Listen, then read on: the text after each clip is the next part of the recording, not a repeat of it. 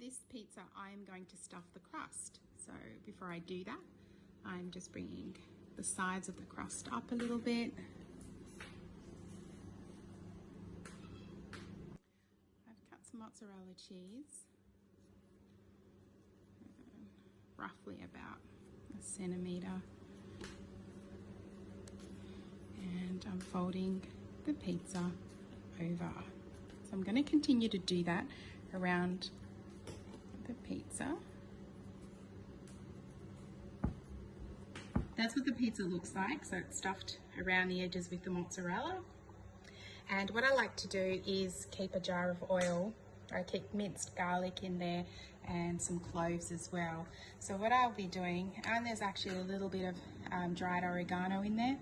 So what I'm going to do is just brush the pizza base.